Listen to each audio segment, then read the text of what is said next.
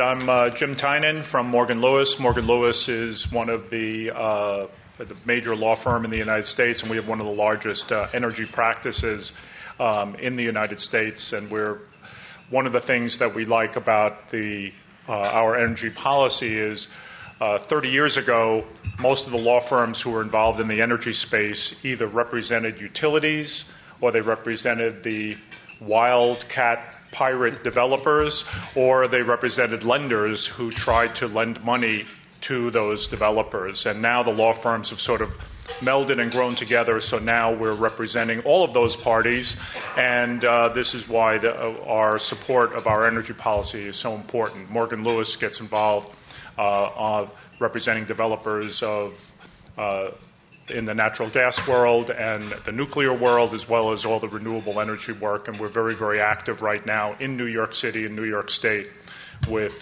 renewable energy development and finance and all the tax and energy policy that goes with it. So I'm very pleased that Bill asked me to say hello and to introduce our speakers today. So it's going to be a very interesting conversation. We've got with us the very well-known to many people in this group, Jim Tripp.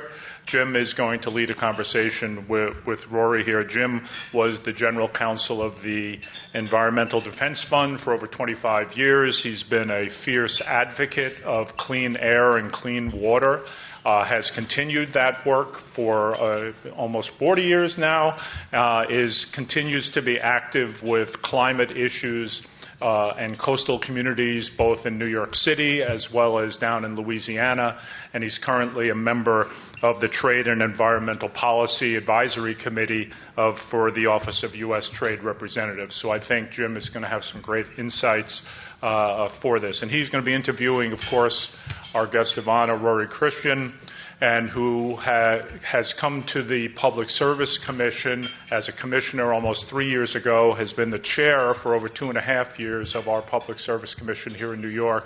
And he came to that job after 20 years of working first on the utility side, trying to find solutions with our government partners and the customers of the utilities here in the New York area, and then, of course, worked for the city and has been active with the Environmental Defense Fund, and so is a great balanced voice to help us with the climate law, the clean energy standard, and our energy transition in New York State. So I'll turn it over to Jim and Rory for this afternoon. Thank you, everybody, for your support.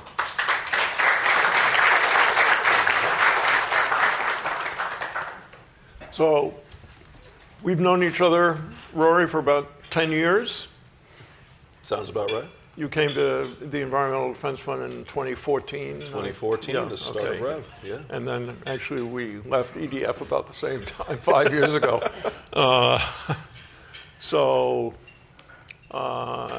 And you worked on New York State utility-related matters while you were at EDF?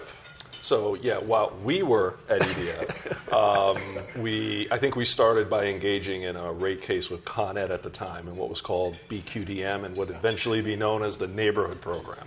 And what I liked about it, and this is actually what attracted me to EDF in leaving the Housing Authority, there was a vision that EDF had of a grid of the future where instead of simply building things bigger and better, you built them smarter.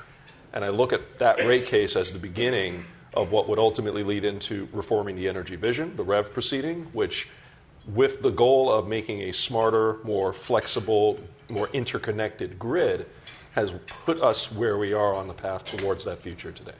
So that's what brought me to EDF, and that's what brought me to the Commission. Good.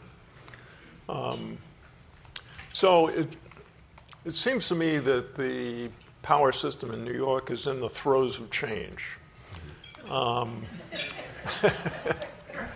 So can you just sort of tell us briefly what the power mix in the state is today between renewables, nuclear, gas, and anything else?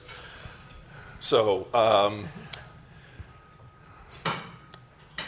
the power mix in the state varies significantly, and I think no better illustration of this variability exists outside of the New York ISO's Tale of Two Grids report, where they highlight the difference in energy mix between upstate New York and downstate. And in a nutshell, upstate New York gets about 90% of its power from emissions-free resources. Much of that is, excuse me, hydropower, nuclear power, and renewables. Downstate is very different. Downstate's mix is roughly 81% fossil fuel driven. So that's either oil or natural gas, and the remainder being some mix of the alternative renewables and some nuclear and a bit of pump storage we get from some other stations. So there's a very big difference in geography and how the grids are set up. And what you can look at that and understand is that's a byproduct of a number of factors.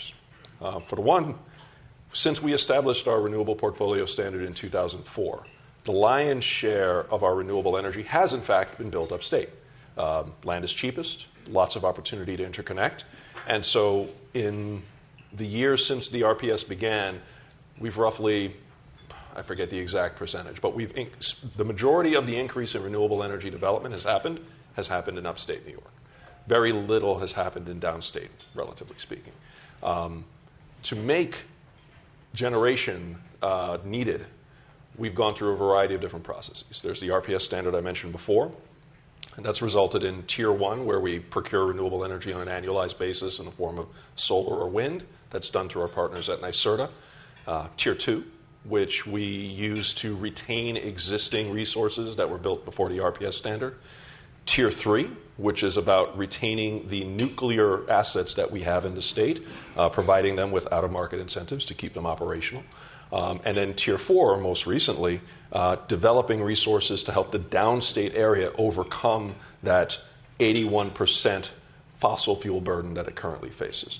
One project that we're currently looking at, CHIPPY, the Central Hudson Power Express, which we anticipate coming online in the next few years, will significantly change the dynamic and bring a significant amount of renewable energy to downstate and completely change the mix of the state. So the way I look at the statewide numbers, 50% of our energy comes from fossil, another 20% comes from nuclear, another 20% comes from hydro, and the rest comes from a mix of renewable and other resources. Now, can you just tell us briefly about the Climate Leadership Act and its goals in terms of moving us more towards renewables? Right. So the Climate Leadership and Community Protection Act, when it was passed, set essentially our energy and environmental goals for the state of New York. And I'm sure many of you know this, so forgive me for putting you to sleep with the boring part of the presentation. But the primary goal, 70% renewable energy by 2030. That's, I think everyone's comfortable and knows about that one? Nodding heads? Yes? Great. The next goal, which I'm going to say, and I want to be really specific about what I say because I get a lot of misinterpretations on the next. 100% emissions free by 2040. That does not mean renewable energy. That means emissions free. So we at the Commission are actually tasked with identifying what those emissions-free resources will be. We have an active proceeding, the 0 by 40 proceeding, where we're actually looking into different technologies and evaluating what options are available for those dispatchable emissions-free resources that will help us meet that 100%. And we're also establishing a process where we can look at technology over time and update that list as needed.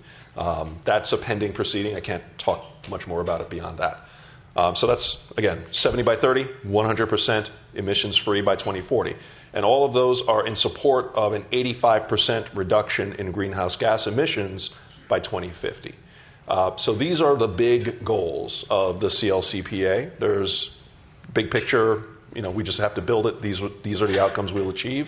In support of those, we have some very specific technology-specific goals and targets, one of which is offshore wind. We are looking to achieve 9 gigawatts of offshore wind development in the state by 2035. We have a 10 gigawatt community solar goal. We also have a 6 gigawatt battery storage goal. And again, other targets exist. But all of these technologies we recognize are commercially available and readily dispatchable and available for us to use. And so we've incorporated them as part of our overarching effort to meet those other bigger picture goals. Okay. And New York has a rather ambitious offshore wind program that has sort of run into a couple of difficulties. Is it moving forward? Is it going to? Are we going to have as much offshore wind capacity by 2030 or 2035 as you might have hoped? I feel like we're going to do a stand-up routine with the laughs we're getting over here. But so there have been some challenges. I think that's a gentle way to talk about what's been happening. But I want to put those in context, and I think it's important to understand this is not an offshore wind issue. This is an industry-wide, this is an economy-wide issue we're facing. And let's talk about this for a moment. In the last few years, what are the major catastrophes we've experienced? Half of Australia was on fire. We had a global pandemic. People keep forgetting that Australia was literally burned to the ground for half of it. Millions, billions of animals dead. Economic calamity for months. Like, this happened. But the pandemic kind of made that a hard thing to see. Then we had global supply chain disruptions, which have made it incredibly difficult for the recovery to happen in a manner. Now we have rising interest rates. Now we have a war in Ukraine that has lasted, I think, far longer than anyone expected. Good or bad, depending on what side of it you're looking at. The point is, we've had 5 major global events, and these are just the big picture ones. I haven't talked about all the various storms that have hit New York. I did not even mention the forest fires in California, the fires in Texas, the flooding in California. This is all happening right now and has happened in the last few years, and they've had impacts on everything. We focus on the offshore wind because it's a big deal. It is important to our long-term goals.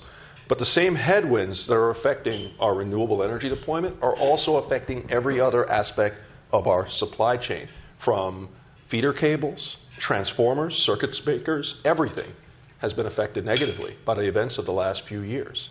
So what do you do when you hit a roadblock? Do you stop? Do you turn around? Or do you keep going? We have a plan. And yes, we've certainly hit a number of unexpected, unprecedented speed bumps and roadblocks along the way, but that's certainly no reason to turn around. To answer your question directly, do I wish we were further along? Absolutely. No doubt about it. Do I think we will get there? Yes. Do I hope we get there on time? Yes, I really do. And we're working with that goal in mind. We're working with our partners at NYSERDA. NYPA, through the Build Public Renewables Act, now has some enhanced powers through which they can get involved. And again, as I mentioned earlier, our 0 by 40 proceeding, we're proactively looking to see what resources are available so we can further plan what we're going to need to get to that 2040 goal. You can't achieve a goal if you don't plan, and I can tell you for certain, this commission and our partners, we've been planning for quite some time, and each of the things that we're doing are part of a constellation of solutions. There's no silver bullet. All of these things will work in different paces, but that's why we're doing a variety of things to try to achieve our goals. There's not one solution, but a portfolio. So let me ask you one other sort of basic question, and that is the relationship today between what might call baseload and peak demand. I mean, I remember at EDF when we got into that Con Edison case, I was astounded when I read that some significant portion of the whole generation and transmission and distribution system was used 40 hours out of the year. What is that relationship? So you're talking about peak demand, and I'm trying to think what's the best. I'm confident everybody here knows peak demand, off peak, and those concepts. But the way I like to explain these things to my aunts and uncles who have no clue what I do for a living, but are always asking me to lower their bill. And the way I've explained it, that seems to work is airplanes, right? Everyone here has flown somewhere at some point, whether it was one of those turboprops or a multiple jet engine that's crossing the Atlantic. We build all our energy systems to work 24 hours a day, 7 days a week, under the most extreme circumstances. That means if it's raining, if it's snowing, if it's flooding, the system has to work. So that doesn't mean you build it to be perfect just on June 5th when you had a particular condition and you think that's what's going to happen. We build contingencies into contingencies. So just to illustrate what that means, in the state of New York, we have about 40 gigawatts of generation capacity available. Yeah, 40 gigawatts. We have forecasted a need of about 30 3 gigawatts for this summer. That's our forecast, right? So, and to be clear, our forecast is pretty conservative. So in the past, when we forecasted, I think last year it was 32.5, we hit 30.6 gigawatts. So our forecasts tend to be on the conservative side. So when we look at the assets we have available, we have more than enough to meet 99.9% of our needs. That's the system we have, both on the electric side and on the gas side to a different degree. And the analogy that works best is you think of an airplane. You can fly a 747 from JFK to London. That will get you there with some cushion. You can also fly that same airplane from here to Baltimore. But that's overkill, right? But you have to have a grid that's 747 because you never know when you will need to fly to London. And that's what we build for. So one of the challenges, we talked about generation. One of the things we at the Commission have been trying to do is build in flexibility into the grid. Demand response programs have been an industry standard for years. So large industrial customers, large commercial customers, they can readily participate in demand response. But the majority of people in this room, you go home, nobody knows what demand response is. Demand response for residential customers has historically been blackouts. We're moving away from that. We can design a better system. We are at the point now where everybody here can pull out their phone, Venmo somebody, and by the way, I'll give you my Venmo credentials later if you want to send money my way. But we are in a very different point in time than where we were when the grid was in its infancy and has developed since. Gone are the days where you would use 30 days of energy, a meter reader would show up, read your meter, and send you a bill 15 days later, where the bill is so far removed from what you did, you have no idea why it is what it is. Today I can log into my phone, I can check to see how much energy I was using 5 minutes ago. Thank you, Con Ed. Anybody here from Con Ed? Raise your hands. Current or former employees? Thank you all for deploying those smart meters. You too, National Grid. But the point is, we're there. We have the technology to have a much more granular view of our energy system, and that creates opportunities for everyone to participate in ways that didn't exist. So an example of a residential program that we're doing right now with most of our utilities is the Bring Your Own Thermostat program. Show of hands, everybody who's using the Bring Your Own Thermostat program? What? You're biased. Anyone else? No? In a different state? In a different state? Which state?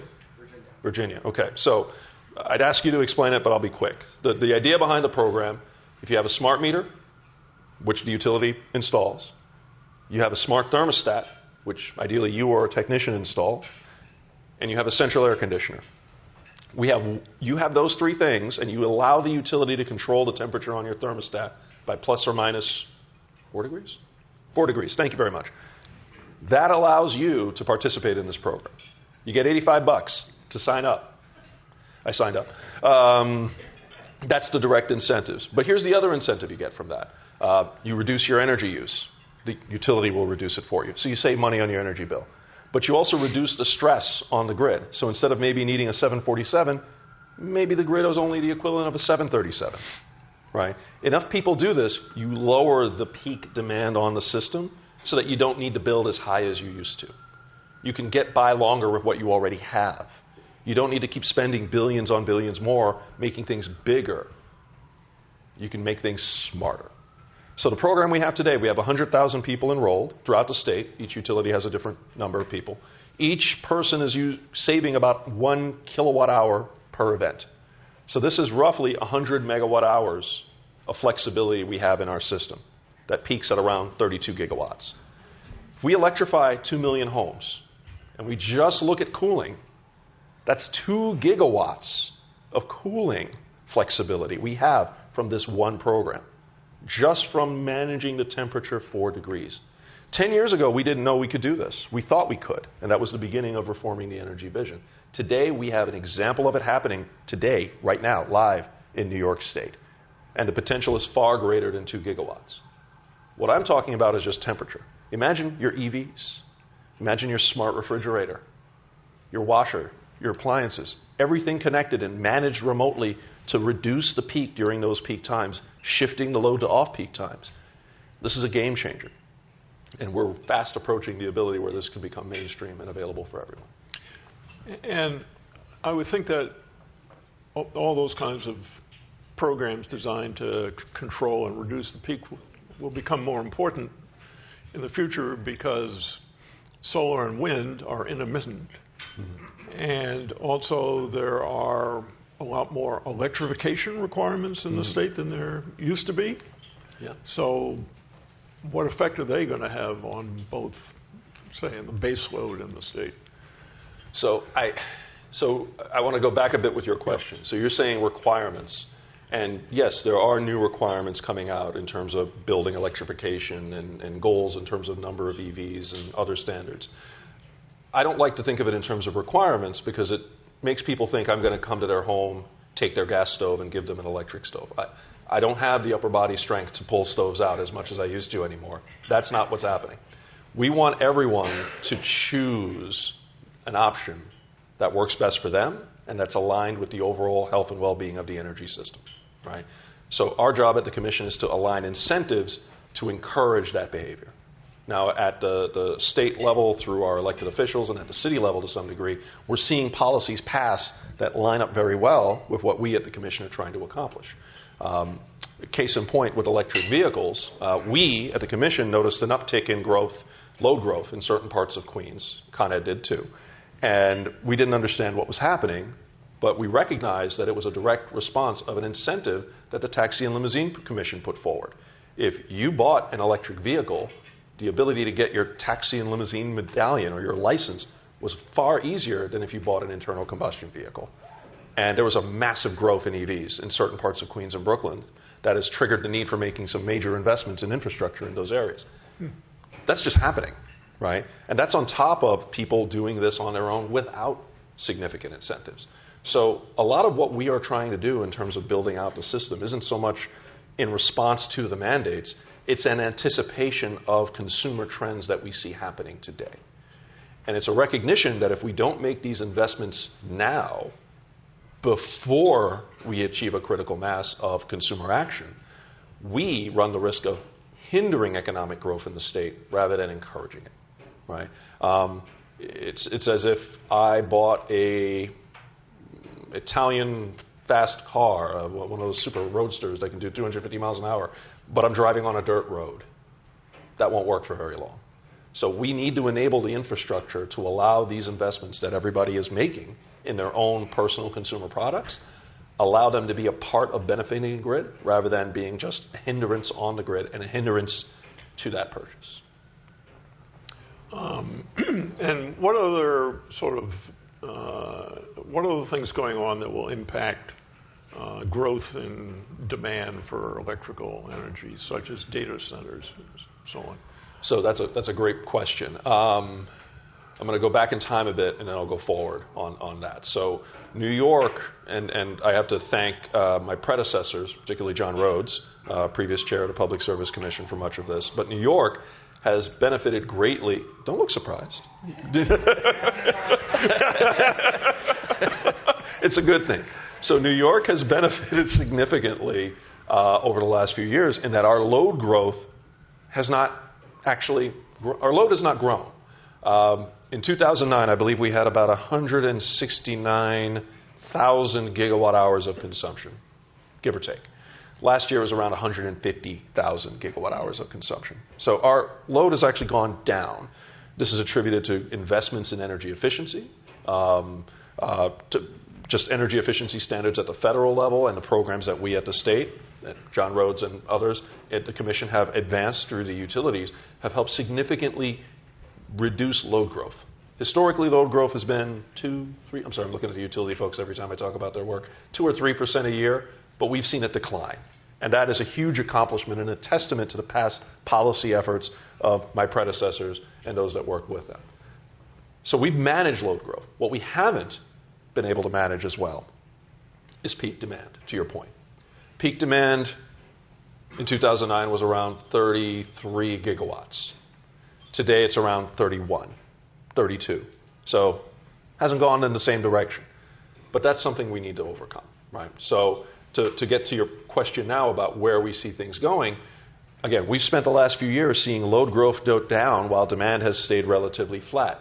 Well, I'm sure you've all read the news on AI and how much energy it uses, but that's about to change. And if we get a significant amount of AI growth here in New York, we will need far more energy than anything we have modeled in the last recent history. Again, the CLCPA, when we did that analysis, we were using data based on what we were seeing happening on the grid at the time, 2019. Stable load growth. Declining load growth, maybe keeping it stable. Stable peak growth. We're now seeing the exact opposite. We're seeing load growth and we're seeing demand growth, and that's going to require us to rethink how we're going to approach that. That's part of planning. Having a plan to do that is key. We have plans in place to not only catch it, but to also plan around it. Talk about those in a second. I don't look at the need to capture the AI revolution as a hindrance, but as an opportunity, right? We are poised, because of our foresight and planning, to capture that benefit in a very significant way. We've been working for years to make sure we can develop a stronger, more reliable grid, a more flexible grid. Other states have not. We are a single state ISO, which means transmission is something we have a much easier time doing than our neighboring states. In fact, since becoming chair, we've allocated about $7 billion in transmission and distribution investments, of which about $1 billion has been spent.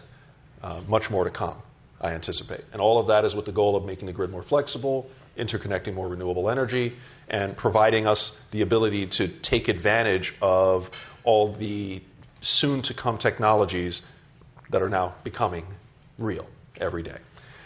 So we've made those investments, we're making those investments, and we're preparing. And I think we're positioned to capture the growth from AI. The challenge, as you pointed out earlier, is where are we going to get the generation from, right? But we have a plan for that. We're working through that. We have our annual procurements for renewable energy that we do.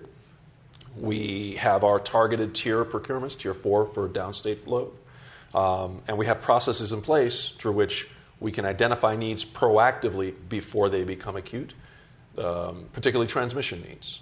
The coordinated grid planning process is something we developed a year ago or so, with the goal of looking ahead and identifying transmission needs before they became acute, and working with the utilities in the New York ISO and the transmission developers to address those needs proactively, putting resources in the ground far sooner than otherwise we would be able. So I think we're poised to benefit from the AI revolution. I think we're simultaneously poised to benefit from the return to manufacturing in the country. We attracted Micron, a major investment in the upstate region near Syracuse. And I think that will be one of what will be a litany of examples in the near future of industry coming to New York, in part because we've been taking these steps proactively to prepare for that. So you've talked about some of the big changes, the move towards renewables that are intermittent, electrification, more electrification with vehicles and heating and cooling. And it would seem to me, and just tell me if this is true given all that, that doing something about peak demand becomes, from a cost point of view and an investment point of view, becomes even more important than it has been in the past. Do you think that's a fair statement? I think that's a very fair statement, yeah. So you began to tell us about some of those programs, but I'm wondering if you could give us, say, for a homeowner or an apartment dweller, a lot of the people here are probably live in apartments, but looking down the road,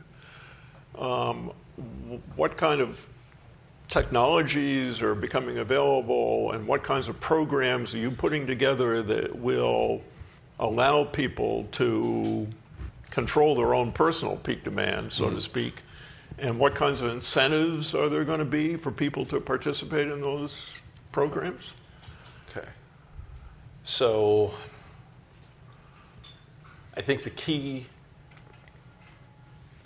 obstacle preventing people from participating is lack of transparency into actually what goes into the bill. Right? When I think about my relationship with my utility growing up, it would be a bill in the mail. I'd open it, I'd see the number, I'd see a bunch of charts I couldn't understand, and I'd pay it if I could afford it. And if I couldn't afford it, I'd complain about it, save some more money, then pay the bill. And that is, unfortunately, the relationship most people have with their utility. It's a bill in the mail. As long as the lights are working and the home is heated, people have not really been proactive in how they use their energy. So a first step in that is going to be making sure we can give people more information on what's going on with their energy use. And that starts with the availability of smart meters. Now, this is something you and I worked on during our time at EDF. I think starting with Con Ed and then National Grid and the other IOUs, smart meter rollouts are happening with the majority of the utilities. And we anticipate by 2030, the lion's share of residential customers will have smart meters. And just to be clear, commercial customers, industrial customers, they already have smart meters. A smart meter keeps information about your use every 5, 10, or 15 minutes or something like that. Exactly. Yeah. So instead of you getting a bill with, I use this many kilowatt hours and this was my peak kilowatt, you can look at your bill and see how many electrons you were using at any given time of the day. And I log into my Con Ed account regularly, and I'll look at the chart. I can tell when my wife left the refrigerator open for too long. Yes, I will always blame my wife for using too much energy in my house. But this information is now readily available. And this is important because, again, it helps communicate exactly what's going on when you get your bill. So when you do get your bill, and I'm going to look at you for a moment here, and I'm hoping you're going to nod your head in agreement from time to time. When you do get your energy bill and you see that number at the bottom, do you ever look at the charts, the little bar charts that show you how much you used a month before or a month after? Always do. Perfect. I do too. And do you ever wonder, what could I do differently that month by the time you get that bill? You don't have to answer that, because what I can tell you is most people don't, because at that point, it's so many months in the past, it's ancient history. Maybe you had a party that month, or several parties, or you had a few people staying over. The point is, the feedback is too delayed. We now have the ability to see that information in real time. And with the ability to see your usage in real time is the ability to understand how the real-time price affects that usage. So when you get a bill and you see 15 cents a kilowatt hour for your energy use, your supply, the electrons you're using, that number is an average. There's certain times of the day it's only 5 cents. There's certain times of the day it's 20 cents. There's certain times of the day it's far more expensive, $5, $10, $15. But that information isn't readily available to the average consumer. And so without having that information available, we're not enabling people to be able to take action and reduce their use during those peak times. Smart meters give us the ability to not only track your usage, but also communicate the cost of that usage at that moment in time. Now, I don't think it's safe to say that every residential customer should suddenly become an energy trader looking at the NYMEX and the Chicago Exchange to figure out, how do I arbitrage my energy use? But not having that information takes away agency. It gives you the false understanding of how the energy system works. And without that understanding, it eliminates the opportunity for you to take effective action in doing something about your energy spend and your energy use. Again, a theme we're going to get back to pretty much everything is creating greater transparency in how people use energy and understand the energy that they're using at a given time. That helps then with the next step, managing that energy use. So let me ask you about today. Mid-July, we have the air conditioners on, peak demand and so on. But in fact, are we paying any more for that power at that hottest day, peak demand power than? You are. We all are. We all are. We all are. Because and I'm not going to, I'm sorry, if this could go into a rate school discussion, which will bore everybody to death, I don't want to do that today. But you've got to think of it as everyone is using really expensive energy, everyone's actually paying for that really expensive energy. But if no one's using expensive energy, nobody has to pay for it. It's a socialism in a way of how those costs are allocated, which I'm, again, not going to get into. We do not have enough time, and I don't think I have enough brain cells to explain it. But the gist of it is, if we avoid using energy during those peak times, we avoid the most expensive energy. If we do that collectively throughout the city, throughout the state, we reduce the need for that energy, and thus we lower the total bill that we're actually paying. So instead of a bunch of us using $5 a kilowatt hour energy, most of us are using 5 cents or 10 cents or even 0 cents a kilowatt hour energy. That lowers the cost. But beyond that, it means we don't have to invest billions upon billions of dollars on making the system bigger. We don't have to buy a 747. We can get away with a 720 or a 737, or maybe even a Cessna if we're lucky. That's really lucky. But again, there's many benefits to being able to manage. So what are some of the other things, say in an apartment in the city now or in the future? You've talked about smart meters, yes. But what is there that could allow me or allow Con Edison, for that matter, to control my energy use when they're concerned that the total demand for power is going up? So I think I mentioned the Bring Your Own Thermostat program earlier. That's a program we currently have active. It's working. We see the results of it. This is not something that happened overnight. For those of you who are New Yorkers who've lived in New York City, how many of you are familiar with the Cool NYC program? All right. Whew, thank goodness. So that program, I would say, is the precursor to this. And that, if you had a window air conditioner, you could plug that air conditioner into a Con Ed supplied device, and then that device gets plugged into the wall. You set it up with your Wi-Fi, which I got to tell you, that was challenging for me. Pretty sure everybody had the same issue? Yeah.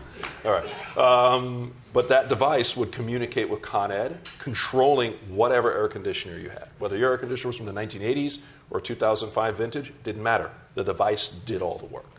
And if Con Ed wanted your air conditioner to increase its temperature by 5 degrees, so it's not using as much energy, it could send that signal, your air conditioner would respond. That was a very basic version, right? We're looking to see how we can incorporate that kind of approach on a broader scale with far more appliances than simply air conditioners. I mean, if you think of what's in your home, however many cell phones you're charging every night, your cable box, which hopefully we've all unplugged before we left our house this morning. Yeah, I know. Refrigerators, freezers, washers, dryers, all these appliances use energy when we are not using them. So if we can manage that energy use in an effective way, when we're not even home, it just saves us all money. It saves us all resources. And that's what we're hoping to work towards with our utilities. And again, the Bring Your Own Thermostat program is a great example of what could come.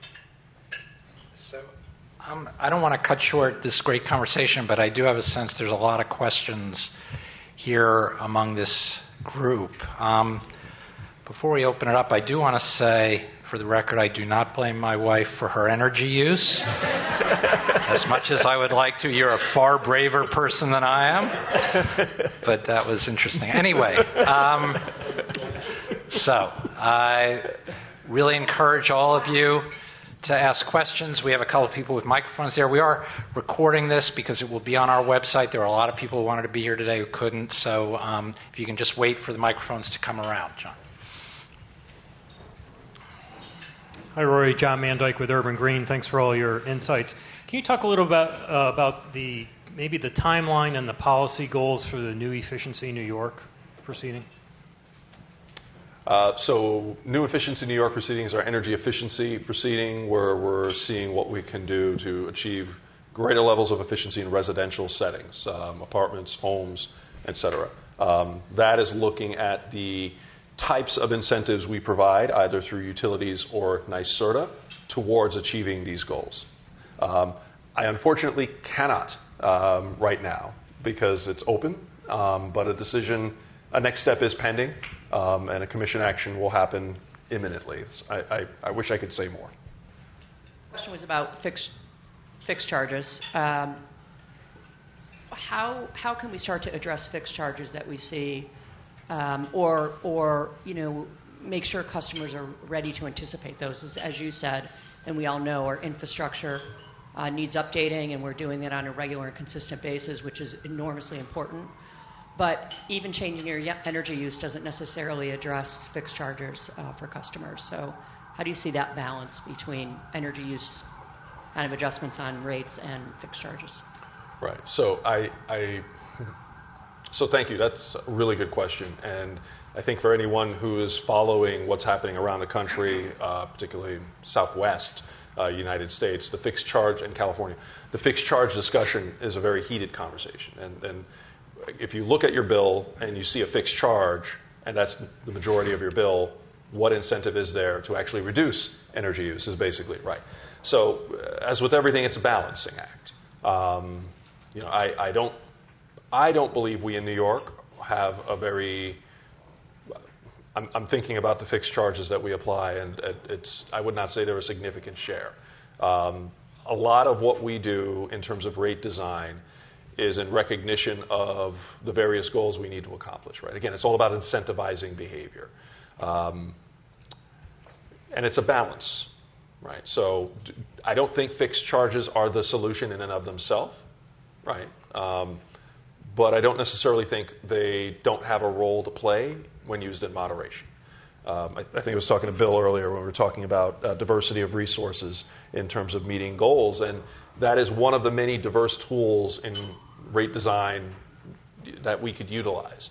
But again, I think we've got to be careful about how we do it. We have to be certain that when we use those charges, we're not creating further disincentive for the behaviors we want to see. And again, when I think about how we've designed our system to date, it hasn't incentivized people to use less energy at certain times of day. It hasn't really incentivized people to be proactive about thinking about how they think about energy to the degree that we want. And so when I think about the policies we're trying to institute as a commission, it's with the goal of creating greater transparency, greater engagement, and greater participation. What we do with community solar, time-variant pricing, battery storage, all of those things are with the goal of creating greater flexibility and more opportunities for people to participate. But I see a high fixed charge regime as more an obstacle than the role of natural gas in the future. How do you see it evolving?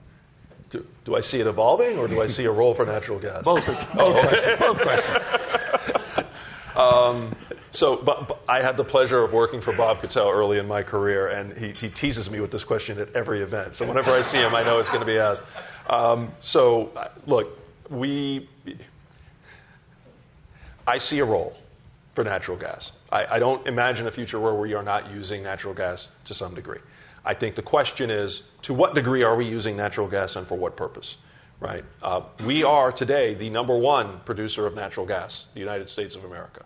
When I started my career, the prevailing narrative was we shouldn't use natural gas because it's a rare resource and we don't make enough. Just 10 years ago, there was talk of building LNG import terminals up and down the East Coast because of the limited amount of natural gas produced here domestically. We're living in a whole different world. We are the premier producer of natural gas. We have to be very careful in its use so we can retain that supremacy and use it for its most economic purpose.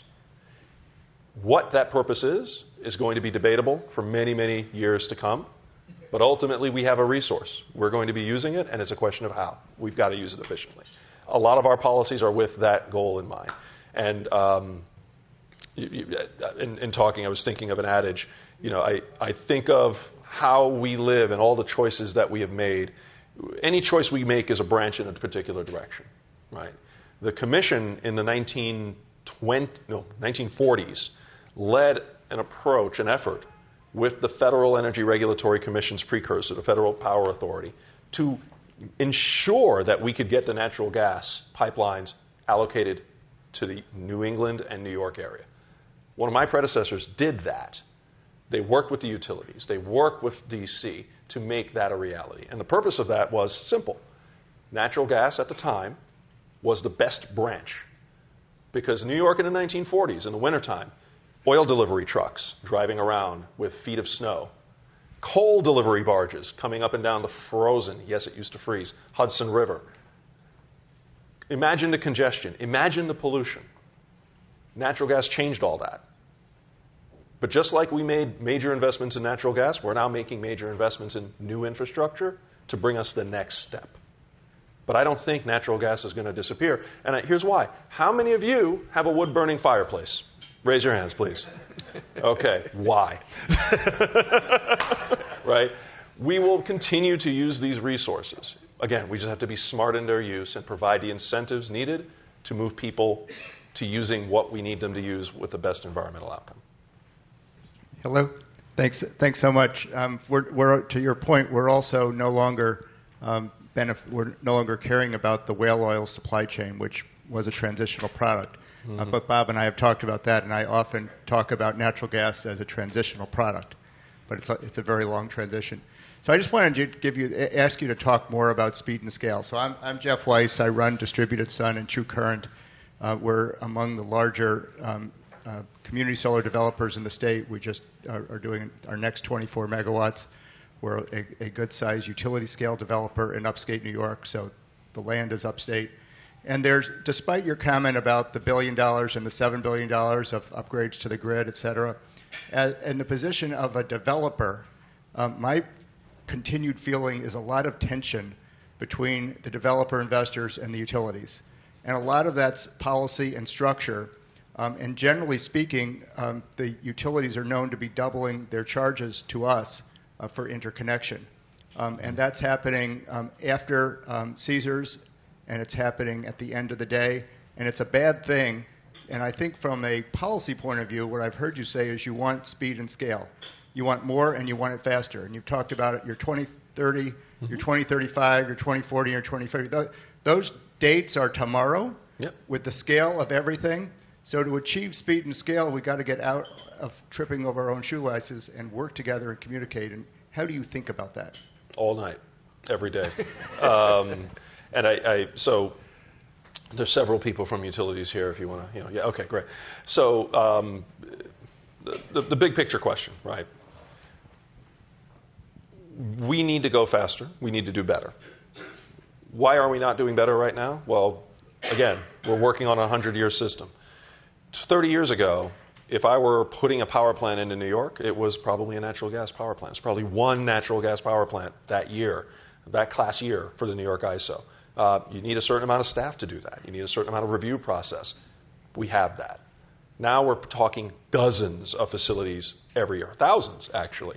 And many of them are speculative. So we don't even know if facility A, B, and C from company Z are all actual projects. They could all just be, we're trying to see which one is cheapest. So the process is completely different now, and we need to adapt. And we've done that. We're trying to do that. The Office of Renewable Energy Siting, for example, was created specifically to streamline the permitting process for renewable energy projects. So I hope you're involved with them and not the old Article 10 process. In addition to that, we're also looking to do a similar streamlining of our transmission process. And that's something we were mandated to do through the RAPID Act, which just passed a few weeks ago. So we recognize the need to make these processes more user-friendly with the goal of having them happen faster with more defined results. And we're working with that goal in mind. Now, that said, if you have specific feedback that is not, you can send that to the utilities. You can also communicate to us. We take that into consideration as well in refining our processes and making them better. So we welcome that.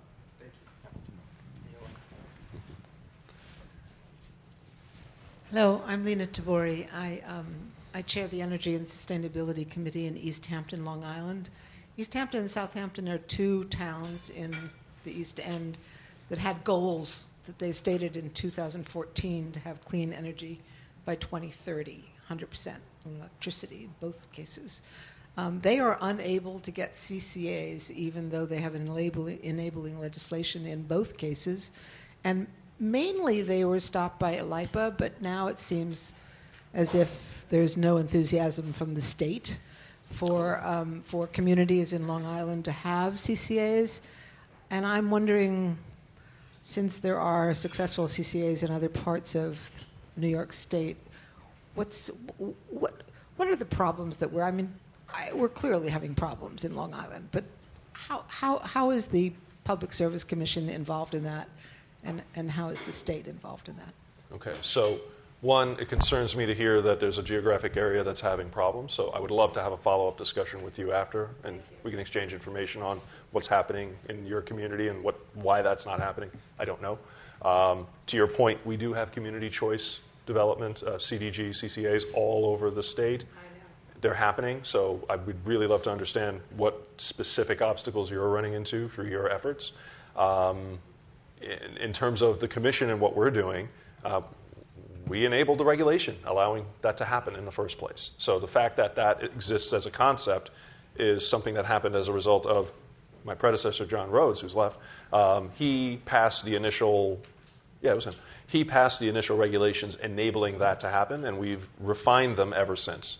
So if there's a level of refinement that needs to be made to allow for more CCAs, that's a conversation we're always open to.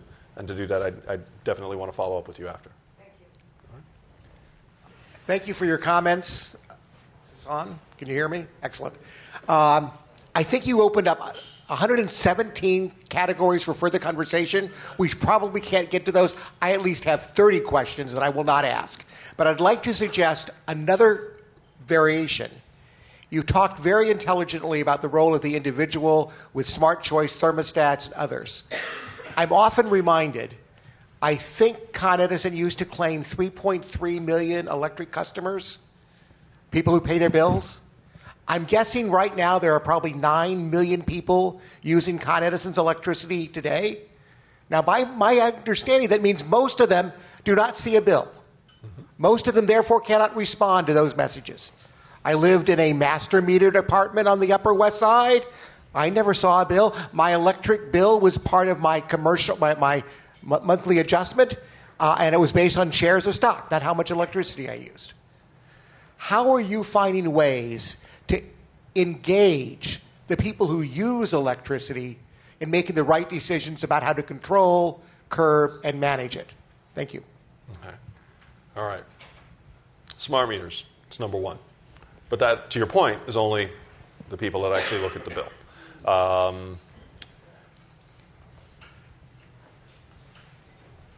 Sub-metering for your specific use case.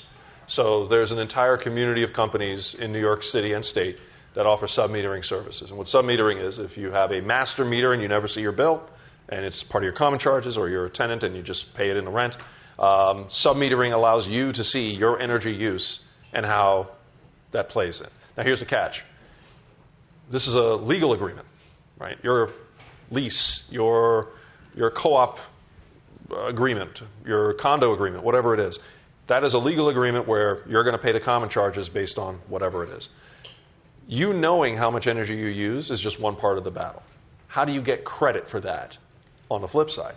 Because, and I saw this at the New York City Housing Authority quite a bit, we shadow metered, we sub-metered several buildings. We didn't bill anybody. We just wanted to see what the energy consumption was like because we didn't know what was happening at the individual apartment level. And what we found was really intriguing. 5 to 10% in any building was driving the majority of the demand. You've heard stories of people with server farms. There's an individual with a spa, yes, in their apartment. For those of you familiar with the tiger, there was a tiger in a NYCHA apartment. Lots of things happened that we have no line of sight into. But with that energy data, we had a tool. We had a vehicle through which to understand what was happening. And that's better than not. So for those who, one, smart meter is number one. And at this point, the utilities have rolled those out largely. And in New York City, I think it's almost at 100%. The few people who don't want a smart meter have to pay a fee to get their meter read. So that's happened. But if you're living in a situation where you don't get a bill at all, sub-metering your home may be a next best step. But there are consequences to that, right? Then you are responsible for your energy use. And can you have everyone in the building agree to that kind of change? It doesn't happen cheap. You have to pay to put these things in. Then you have to pay for your bill. And that paying for some unquantifiable benefit is something I think a lot of people have a hard time wrapping their heads around. So things with thermal energy networks, geothermal, connected and tied to buildings. I think we've seen quite a few projects already happening here in New York State. I remember a pilot project on Long Island that National Grid did about a decade ago. So, and we're seeing many more across the region. So I think we've gotten past the proof of concept. So my question is, where do we go from here? How do we as a state drive that forward so that we are seeing more buildings being heated and cooled through these networks that are not using fossil fuels to drive them? All right. So you've just asked me the most difficult question because I want to answer that so badly. But I can't because it's an open proceeding. So I'm going to dance around it and I'm going to give you as much detail as I can. I just wanted to be transparent with you. So Massachusetts has just deployed one of their first thermal energy networks. They were ahead of us. They've got one up and running. It just launched last week, if I remember the news feed correctly. So I'm excited to see where that is going to go. The concept works. We know it works, but here's the thing. The devil's in the details. We suffer from a unique situation here in the United States that other regions with thermal networks don't. And I want to talk specifically to our Northern European friends who have thermal networks throughout. What they have is a combined electric, gas, or heating utility. It's one utility doing all of this. We don't have that everywhere. In fact, if you drive through Brooklyn, you will drive through Con Ed natural gas. Oh, no, there's no Con Ed natural gas. Sorry about that. If you drive through Queens, you will drive through an area that is electrically Con Ed and natural gas Con Ed. Then you will find a natural gas through National Grid with Con Ed as its electric provider. And there's variations of that all around. That creates a level of complexity that we're still trying to work around. All the pilots that we are doing, and we're still calling them pilots for a very specific reason, the purpose of them is to test different ways of doing thermal networks. Not just exchanging the heat from point A to point B, but also the ownership structure, the potential for liability, the contractual relationships between the utility and the off-taker. All of these things are being evaluated through our pilots right now, and we are just at the very beginning. Massachusetts is way ahead of us. But we will catch up to them. And the information we collect through these pilots will, to your point, prove the concept and give us information on what is the best path forward. And at that point, we'll be able to take more action. But right now, it's in its early stage. But I see great potential for it. And I'm hopeful the pilots provide us with some really intriguing options. Yeah.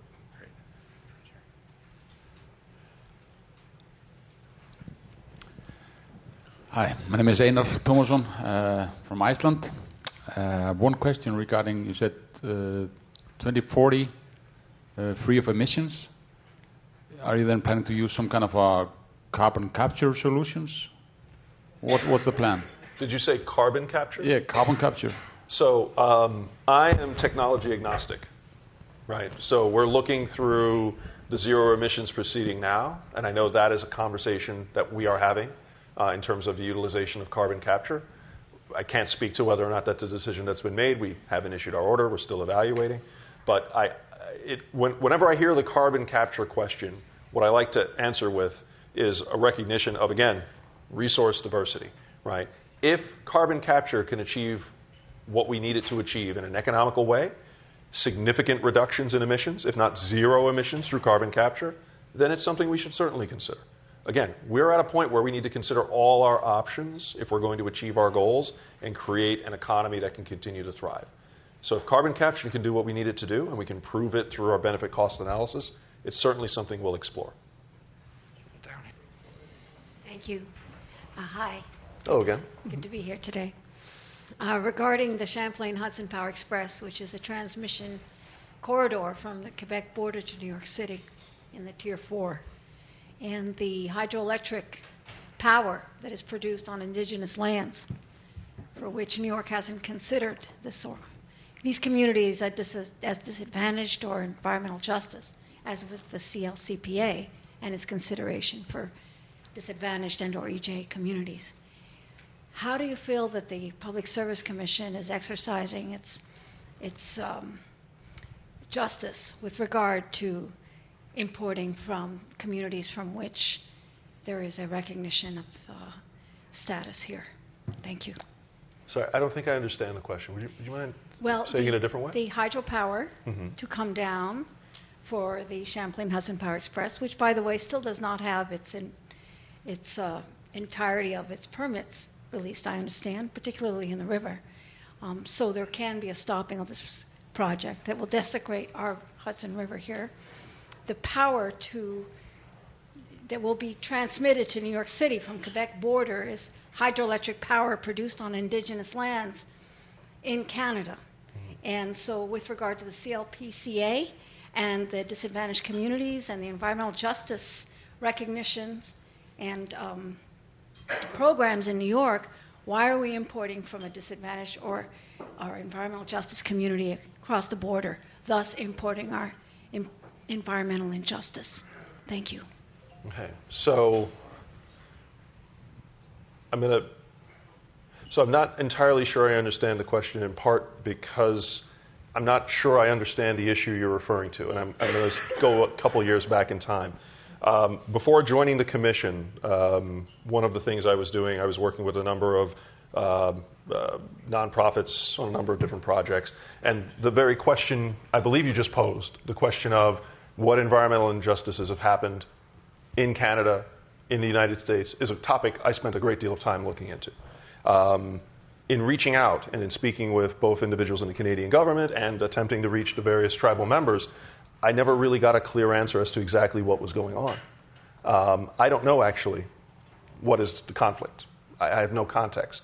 And it's frustrating to me. What we do, what we have, and what we have an understanding of is this is a contractual arrangement that we have in place. It's legally bound, and that we have that. I'm not aware of the issues that you're referring to because they have not been brought to our attention. And to your point, we've had a variety of proceedings, we've had a variety of comment opportunities, but this has not been something that has been raised in a way where we can take action. Back, yeah. Hey, Jared. Thanks for the commentary. I guess I'll go micro and then macro. Micro context. I didn't raise my hand earlier when you asked a question about thermostats because I unfortunately had to take a pass this morning. I got the offer on my phone, and I asked my wife because she works from home, and she said, nah, $75 is not enough for my comfort over the summer, right? So if there was a way for us to engage back and give a better number, that'd be great. I think we would participate, but I was overruled this morning. Wait, your wife? Yes. Okay. She works from home. Yes. But we got to take her into account. On load growth, I guess I'm curious. Load growth is impacting the entire United States, and Texas has really done a good job, I guess, of bringing in a lot of renewables. I guess you mentioned Massachusetts, but what are some other examples that you've seen across the U.S. Of states doing things, enacting policy that you like, that you could maybe bring into New York? No, I think everything New York is doing is cutting edge. Everyone's copying us. What I can say is I've seen some really amazing things all over the world. I had at the height of the REV proceeding, I had the opportunity to go to New Zealand and check out their markets, and they have a very interesting market there that I would say is the closest analog we have is Texas, interestingly enough. But they had a variety of different market participants that when you looked at their offerings, you realized it made sense, but it's just we didn't have the technology and the investment to accomplish that. So one thing that I noticed on visiting someone's home, they paid a company $100 a month for electricity. That's it. They didn't want to pay more, and the company would agree to manage their load behind the meter. So it's like if you think back to the nights and weekends era of cell phones, where you had X number of minutes, but you had free nights and weekends. Similar model was in place there. And Texas has similar programs as well. They actually have a company that provides free nights and weekends for electricity, where people will wait till the middle of the night to run their dishwashers, washer, dryer, and other appliances. We're not there yet here in New York, but we're getting there. Again, it's all about creating opportunities, creating diversity of opportunities, right? Today, you're a customer, you get your bill, you pay it. If that's your only opportunity, how much engagement are you going to have? And if that's the only opportunity you have for engagement, that's not really engagement. That's just you're paying a bill. So you just got that text message. I mean, at least you had a conversation about the opportunity to do something. We want to create that as one of many tools that people can utilize to manage their energy in a manner that works for them. Whether it's, I want to spend no more than X amount of dollars on energy, someone else manages everything behind the scenes. Whether it's, I'm willing to pay $25 a month, and I'll pay X more above that as I use more energy, a fixed amount with an index so you can pay more. Whatever the option, we want to be able to create the market so third parties can provide those products, utilities can provide those products, and customers can benefit, and the grid can benefit as a whole. Janice, up here.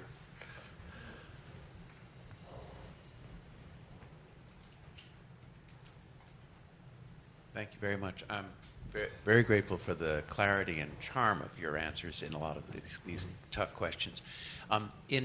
With the rise of data center use of electricity, there's been a need for new baseload. And so, and there's the old comment, buy nuclear, they're not making it anymore. So a lot of data centers have contracted in Ohio, Virginia, Texas, to have fixed contracts from nuclear power so that they can have direct access and comfort, that they aren't the marginal demand. How does that affect New York? Is that something that's coming in New York? And do you see there some implications of that allocation of nuclear to the energy transition? So that is a very interesting question. We see the beginnings of that in some ways with the crypto miners coming into New York. And for those unfamiliar, a number of companies have essentially bought mothballed power plants, and instead of connecting them to the grid, they're directly connected to their farms and they're mining Bitcoin. That has been in the arena of the Department of Environmental Conservation, in part because they're not putting that power on the market. But inevitably, it is impacting our greenhouse gas emissions. So we are trying to explore ways to capture this incoming growth in industry, be it through AI, Micron and others, whatever it might be. Behind-the-meter solutions will likely continue to be a solution in the near term, but we want to create an opportunity where companies can know they can come to New York, build their resources, and get low-cost, cheap, affordable, clean power readily. And so, again, we've got processes in place to identify the needs. We've got a streamlined permitting process for renewable energy build-out. Sorry you don't like it that much. We're working on it. We're doing the same for transmission. But all of these things are in recognition that we have a destination we need to achieve, and we need to figure out how to get there, and having these plans in place will help us get there. So, yeah. I think we have time for one more. Oh. Peggy. Peggy. She's had her hand up for a while. Oh, sorry. Yeah. I missed it. Yeah. Thank you. I'm Peggy Shepard with We Act for Environmental Justice. So you talked about providing a number of products for consumers. We already know that 30 million households in the country are energy insecure. Mm-hmm. We know that with decarbonization, and a lot of us here are very focused on building and transportation decarb, but of course that means with electrification, bills will likely go up. So what are we going to do to ensure that there's some sort of cap or some sort of subsidy for the least among us who cannot afford what's happening now and probably won't in the future? So I'm going to answer that question in at least two ways, possibly three. The first, I'm going to talk about what happened after COVID with our arrears. I'm going to also talk about a 6% affordability guarantee, and there may be one or two other things I talk about at the end, but we can get to that. So the affordability crisis is real. During the height of the COVID-19 pandemic, we had a moratorium on disconnects, and a lot of people simply couldn't pay their bills. So we went up to arrears levels never seen before. Billions of dollars of arrears for our utilities across the state. We worked with the legislature, we worked with the utilities, and we identified a path to, in a two-phase approach, pay down those arrears to try to get us back to arrears levels that were normal prior to the pandemic. Now, just to be clear, that doesn't mean arrears were zero. It means they were at a normal aggregate level. So people still owed money, but we tried to pay and remove the significant level of arrears accrued during the COVID-19 pandemic. And we did. We did that through a two-phase process, over $1 billion, almost $2 billion in total taxpayer, ratepayer, and utility shareholder funds went towards paying down these arrears. And it was a two-time thing. That's a model that we could utilize again if it ever occurs. But again, this was something that took a lot of work to develop. Now, prior to all of that, we've always recognized at the Commission that affordability was an important thing. And John Rhodes, who has conveniently left, established a six... Oh, he's back there. Hey, John. Established a 6% affordability guarantee. And what this is effectively doing is a goal of whatever your income is, no more than 6% of it should go towards your energy spend. This is a target. This is what we're trying to accomplish. Here's the trouble with that. You buy gasoline for your car. You may buy propane for your home. Maybe you have natural gas as well. And then you have electricity. We don't regulate half of those fuels. And we have no line of sight into home oil deliveries either. So how can we enact a guarantee when we don't even know what the spend is? That's a challenge, right? Electrification ultimately puts everything on one bill. You have an electric vehicle, charging it at home. You're heating your home with electric, one bill. And then all your normal uses. So in many ways, our efforts to electrify households put us in a position where we can actually do something through a 6% affordability guarantee through that one bill. So a lot of our policies are with that goal in mind. Now, you also pointed out the fact that the economics don't always work. Right? If you are on a natural gas home and you're heating with gas and you want to electrify, there's a significant cost to do so. We have incentives for that, but it doesn't cover the entire cost. But then the operating cost, keeping that going after the work is done, can sometimes be higher as well.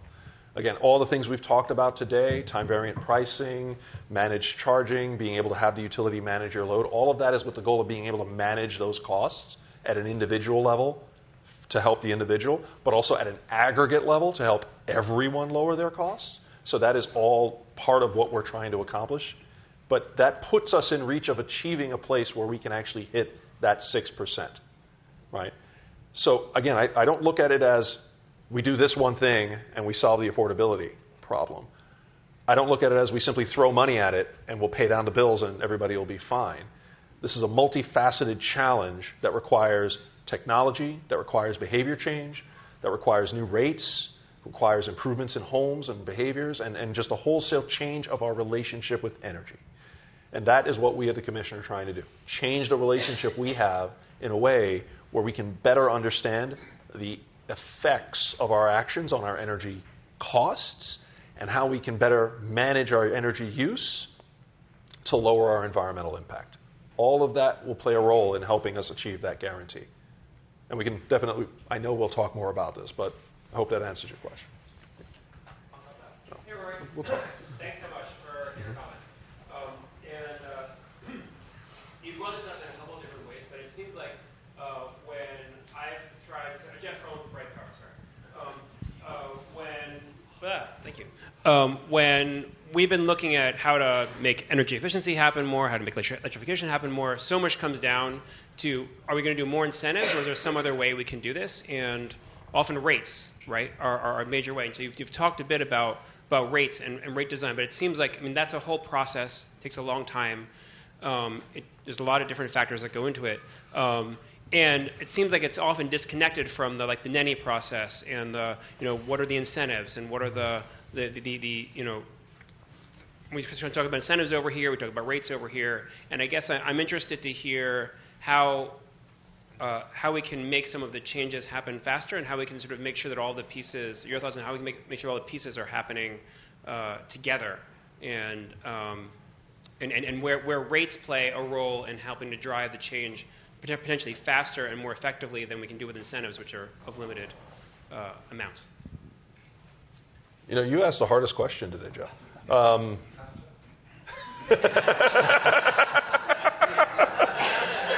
I want to try to answer this, but I don't know how, because you're right. It is bifurcated by process and by design, and it's different people working on different things.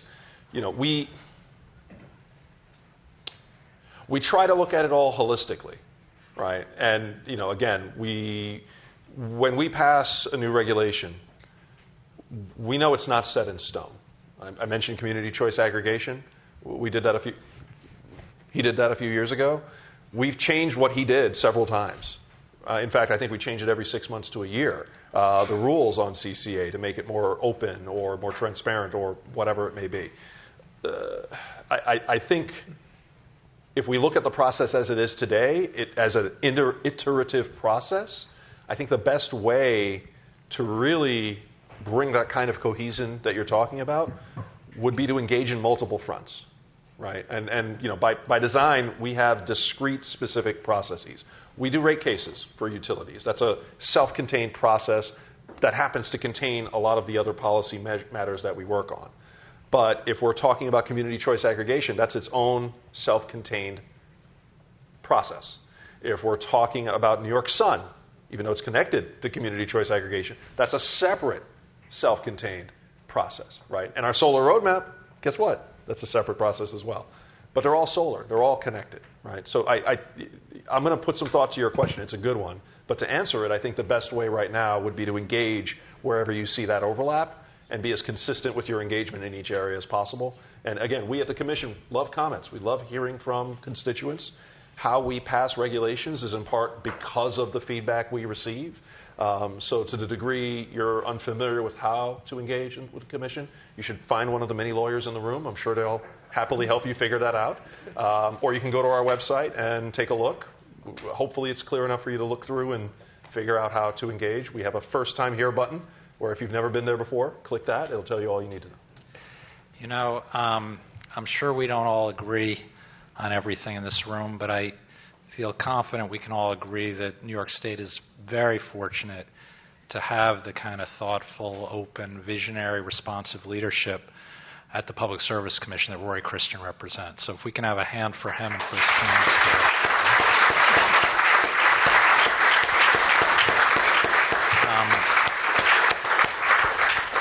So I do want to thank all of you again for taking the time today. I encourage you again to expand our network at OEP by bringing in people. If people would like to listen to this, we will be posting this recording. I also want to acknowledge someone who I didn't see come in the room. One of our outstanding board members, Sarah Fitz, is here today. Thank you, Sarah, for all your help.